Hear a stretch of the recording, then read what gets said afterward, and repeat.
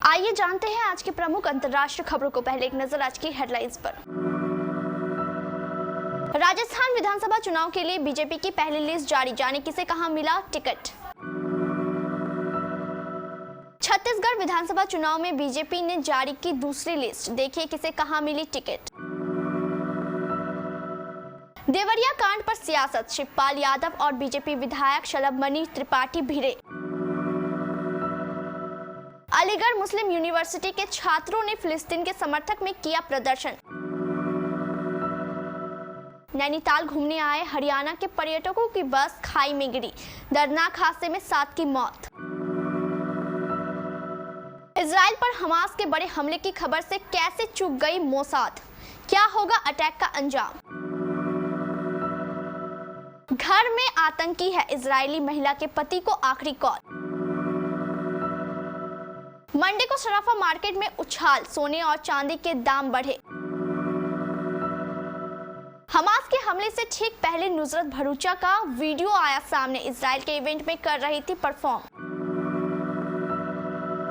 और न्यूजीलैंड के बल्लेबाजों का दमदार प्रदर्शन, नीदरलैंड को मिला 323 रनों का टारगेट।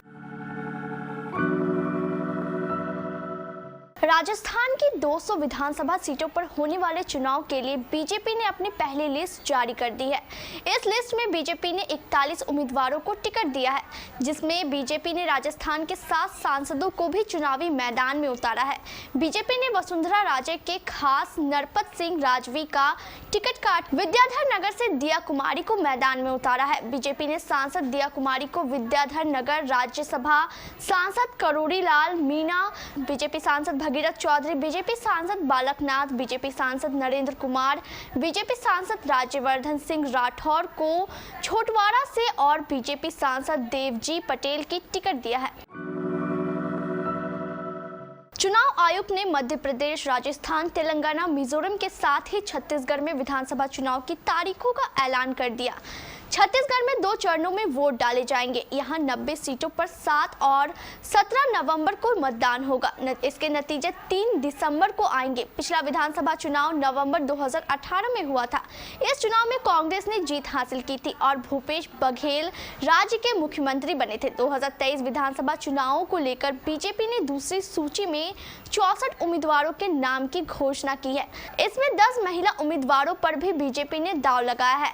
इस तरह बीजेपी ने अब तक कुल 15 महिला उम्मीदवारों को मैदान में उतारने का ऐलान किया है।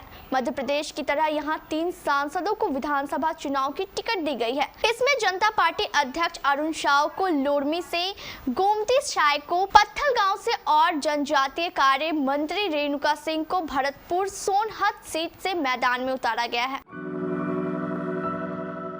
देवरिया हत्याकांड के बाद एक तरफ जमीन पर तनाव है तो दूसरी तरफ इस मामले को लेकर सियासत भी तेज हो रही है। बीते दिन मृतक सत्यप्रकाश दुबे और उनके परिवार के लिए श्रद्धांजलि सभा का आयोजन किया गया, जिसमें कई हजार लोग जुटे। इस श्रद्धांजलि कार्यक्रम में बीजेपी विधायक शलभमणि त्रिपाठी ने सपा पर जमकर निशाना साधा। उन्होंने कहा कि ये लोग मेरे ऊपर जातिवादी होने और हत्या करवाने का आरोप लगा रहे हैं। मैं इन्हें 1000 बार जाँच कराने की चुनौती देता हूँ। बीजेपी विधायक के इस बयान पर अब सपा नेता शिवपाल यादव की प्रतिक्रिया आई है। शिवपाल ने कहा कि आप सियासी रोटी सेकना बंद करें। इजराइल और हमास के बीच बीते शनिवार से युद्ध जारी है। शनिवार सुबह जब हमास ने चंद मिनटों में इजराइल पर हजारों रॉकेट दिए, उसके बाद एक्शन में आए इजराइल ने जवाब दिया। इस बीच अलीगढ़ मुस्लिम यूनिवर्सिटी के सैकड़ों छात्रों ने फिलिस्तीन के समर्थक में कैंपस में प्रदर्शन किया। इस दौरान उन्होंने वी स्टैंड फिलिस्तीन के साथ धार्मिक नारेबाजी भी की। अलीगढ़ मुस्लिम यूनिवर्सिटी के छात्रों ने फिलिस्तीन के समर्थक में धार्मिक नारेबाजी करते हुए अल्लाहू अकबर के नारे लगाए। इस दौरान वो हाथों में वी स्टैंड विद फिलिस्तीन, एएमयू स्टैंड विद फिलिस्तीन के पोस्टर लिए हुए थे। इजराइल पर हुए हमास के हमले का भारत के प्रधानमंत्री नरेंद्र मोदी ने विरोध करते हुए इजराइल का समर्थन किया है। उत्तराखंड के जनपद नैनीताल में रविवार देर शाम हरियाणा के पर्यटकों से भरी एक बस खाई में गिर गई। बस में 33 लोग सवार थे, जिनमें से 26 लोगों को रेस्क्यू कर अस्पताल पहुंचाया गया है। हादसे में एक बच्चे सहित 7 लोगों की मौत हो गई है। हादसा कालाडूंगी रोड पर नालनी में हुआ। यहाँ एक बस अनियंत्रित होकर खाई में गिर गई। बस के खाई में गिरने की सूचना मिलने पर एसडीआरएफ की टीमें पोस्ट रुद्रपुर, नैनीताल व खेरना से घटनास्थल के लिए रवाना हुई।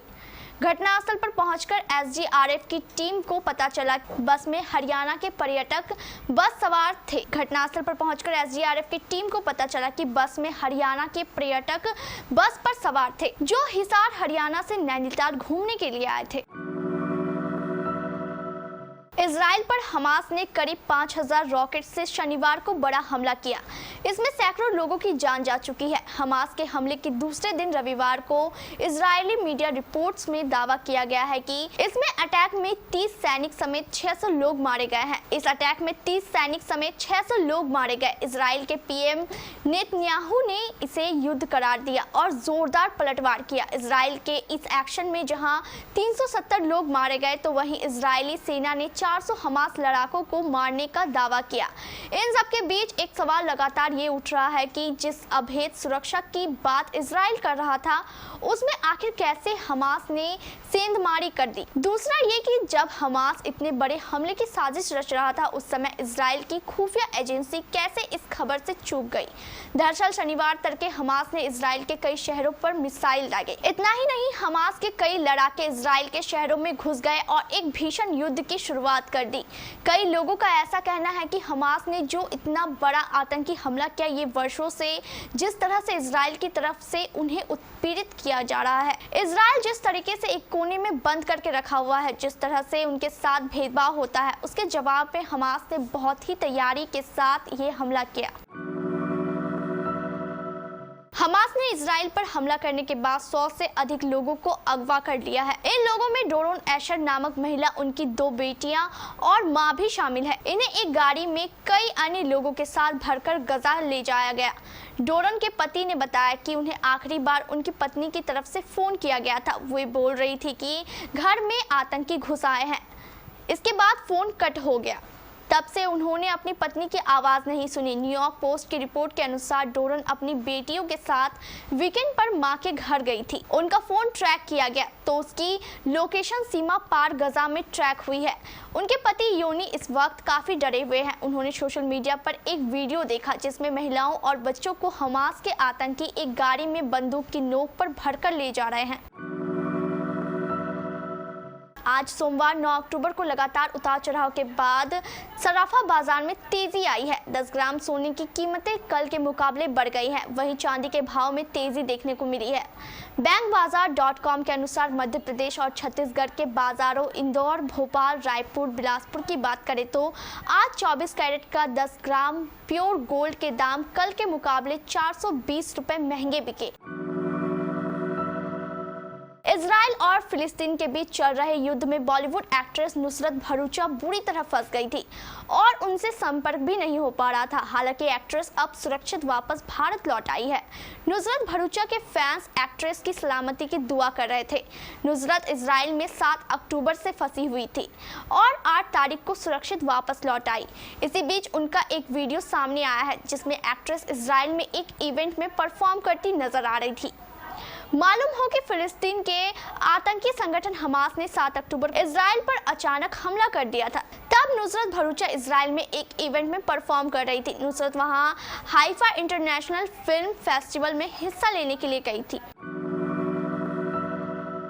आईसीसी क्रिकेट वर्ल्ड कप 2023 में रोमांचक मुकाबलों का दौर जारी है। टूर्नामेंट के छठे मुकाबले में आज 9 अक्टूबर को न्यूजीलैंड और नीदरलैंड के बीच टक्कर हुई। दोनों टीमों के बीच यह मुकाबला हैदराबाद के Rajiv Gandhi international cricket stadium में खेला गया। मुकाबले में न्यूजीलैंड ने नीदरलैंड को जीत के लिए 323 रनों का टारगेट दिया। मुकाबले में टॉस हारकर पहले बैटिंग करने उतरी न्यूजीलैंड की शुरुआत चौंकाने वाली रही और शुरुआती 3 ओवर उसने मैडन खेले। इसके बाद विल यंग और डेवोन कॉनवे ने गियर बदलकर रनों का अंबार लगा दिया। दोनों के बीच 67 रनों की पार्टनरशिप हुई। कॉनवे ने रॉयलॉफ वैन डर मर्व से वासजी लीडे के हाथों कैच आउट कराया। कॉनवे ने 40 गेंदों पर 32 रन बनाए जिसमें 5 चौके और 1 सिक्स शामिल है।